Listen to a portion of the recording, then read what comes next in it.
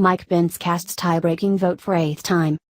Vice President Mike Pence cast his eighth tie-breaking vote in the Senate on Wednesday to save the controversial nomination of Kansas Governor Sam Brownback to be Ambassador at Large for International Religious Freedom.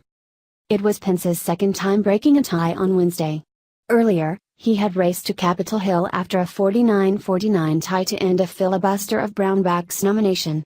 He was again needed to vote later in the day on the final confirmation vote, 50-49.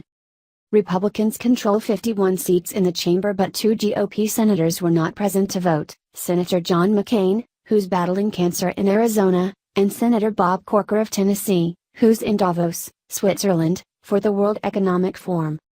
Throughout the tax reform battle in the fall, Democrats often cited tax cuts in Kansas, which Brownback supported, that were later repealed after the state's economy struggled. Brownback, a former senator himself, had been seen on Capitol Hill in recent months lobbying senators to back his nomination. Democrats had also brought up concerns about Brownback's confirmation hearing in October. At the time, Senator Tim Kaine of Virginia asked Brownback if there was any circumstance in which religious freedom could justify criminalizing, imprisoning or executing someone based on sexual orientation. "I don't know what that would be, in what circumstance, but I would continue the policies that have been done in the prior administration in working on these international issues," he said. Senator Bob Menendez, Democrat New Jersey, argued on the Senate floor Wednesday that Brownback's answer was insufficient. Governor Brownback could not bring himself to muster a resounding no, Menendez said. Condemning such horrific human rights abuses should never be a heavy lift for anyone who seeks to represent our nation on the global stage. According to the Kansas City Star, Brownback later clarified his answer in a written response.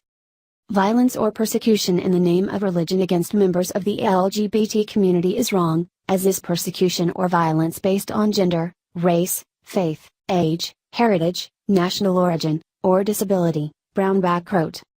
As Senator Orrin Hatch, Republican Utah, headed into Brownback's confirmation vote, he was asked about the opposition to Brownback, which is unusual for nominees who are former senators.